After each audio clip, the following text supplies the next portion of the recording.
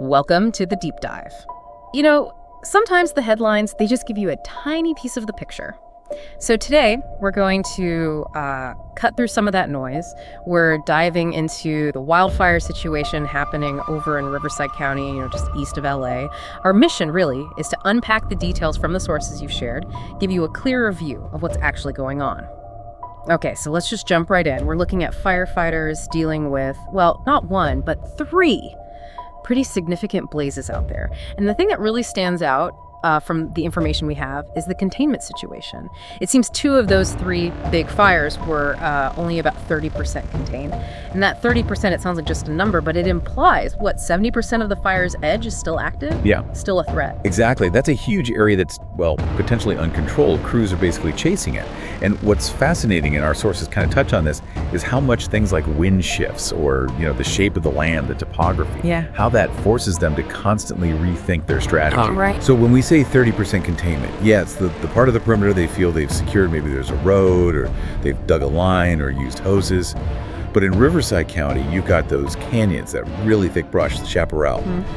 And holding those lines, especially if the Santa Ana winds kick up, it's incredibly tough. It makes containment less of a fixed thing and more like a constant negotiation with the fire itself. That's a really helpful way to put it, a negotiation. It paints a picture of just how relentless that work must be.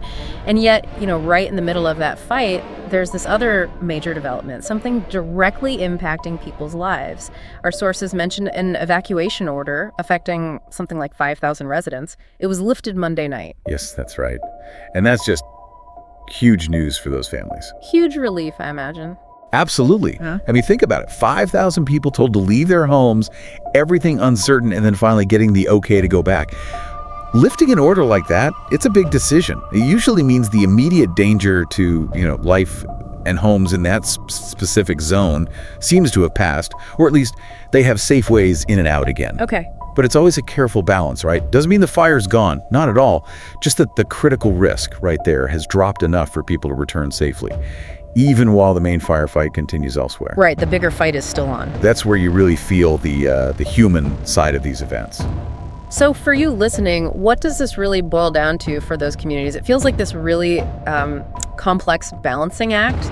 You've got this immense relief, people going home, but then there's the knowledge that two big fires are still mostly, uncontained. The threat hasn't vanished. It's very dynamic. Constant vigilance needed, even if you're back home.